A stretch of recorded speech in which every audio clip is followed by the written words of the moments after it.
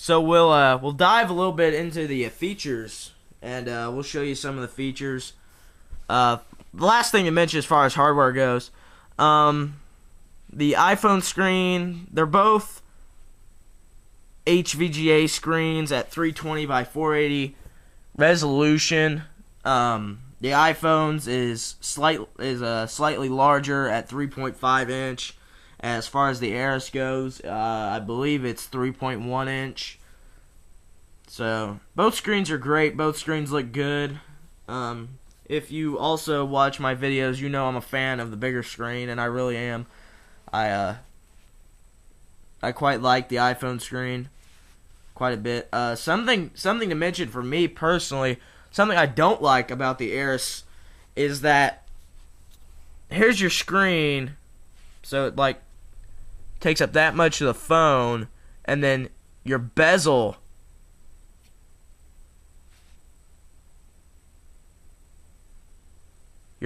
like that big. So total bezel, well, that's just something I don't like. I don't like how the bezel is so big. On the iPhone, it's kind of a appearance thing, because the iPhone, even though it has a lot of bezel area too, the screen's kind of perfectly centered, and this whole thing kind of looks like the screen. On the Eris, as I said before, there's way too much plastic bezel around the screen, and the screen's not centered, so it's something that bothers me. It might not bother, anybody else in the world. There's what I showed you just now is the application drawer, which you can have this set to list or just a grid of icons, which lists all your apps. Then you have this little scroll bar on the side, so that's pretty useful. But one thing, I think the most important things, at least on your smartphone anyway, are email, web browsers. For some people, it's media, entertainment, and then messaging. Especially with these touchscreen phones, the messaging getting more and more important these days, and the virtual keyboards are getting very important. Not like none of these phones have real keyboards like on the Moto Droid.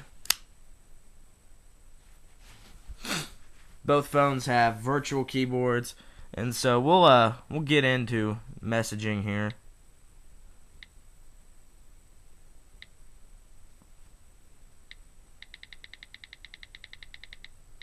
And we'll erase the message, and sorry, I hit mark it. We'll go to messaging.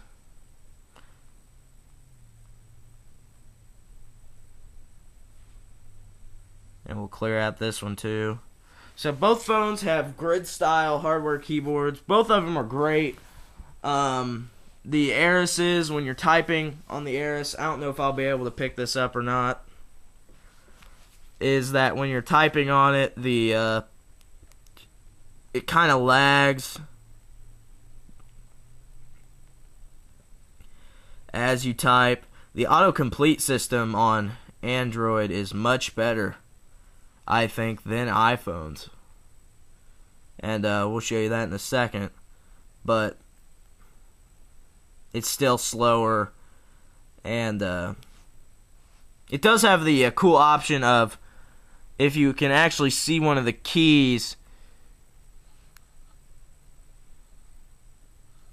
you can see that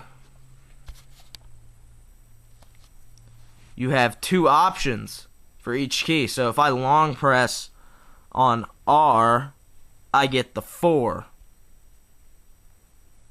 And that's pretty handy. Power users will like that. Consumers might like that, actually. And you have portrait and landscape, obviously. On the iPhone, here's the keyboard. You've probably seen it on a commercial or something. All those Apple commercials. Good grief. And what you do is, when you type,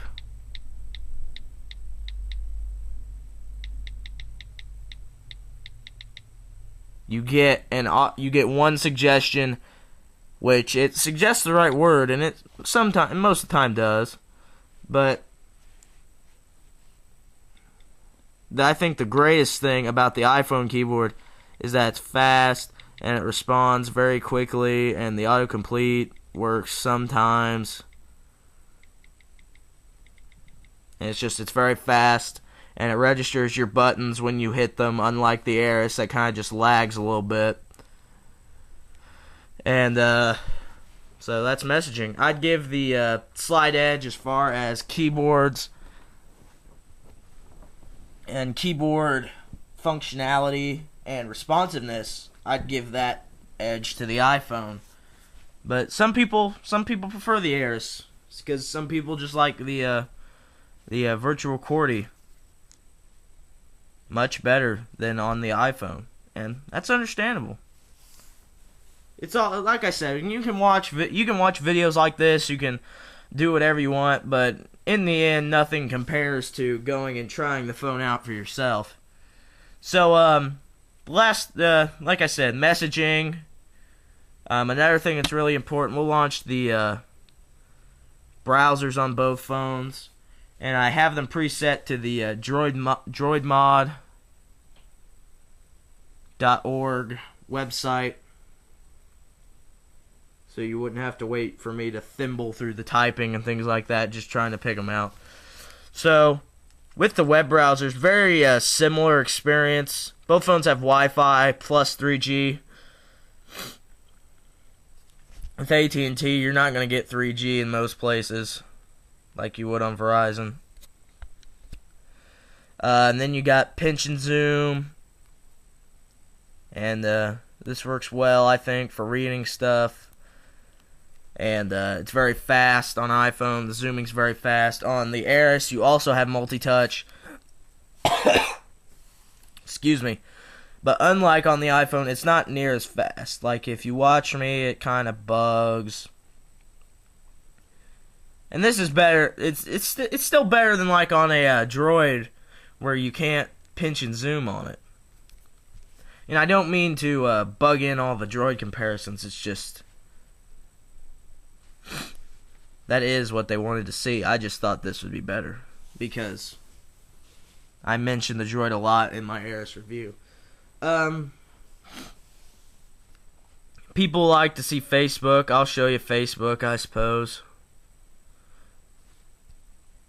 And very similar looking app. The difference, I'd say, is notifications here is dealt in this own separate little squared off corner of it, as where on the iPhone you got a notifications bar at the bottom. And then Slide Edge to iPhone and Facebook. I say Slide Edge to iPhone and Facebook because it has search for searching through people and fan pages and things like that. And then it also has chat, which is something I tend to use a lot, and I like it quite a bit. I like being able to just run down the road and chat with people instead of having to, log into a IM like eBuddy or something. I would show you the iPod versus the Android media player, but I don't have any music in the Eris.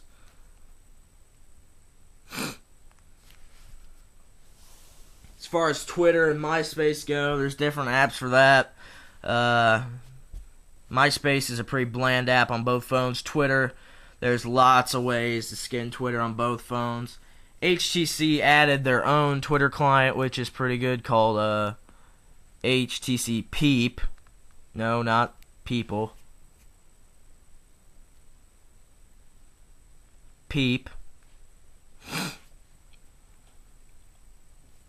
Which is a nice little Twitter app.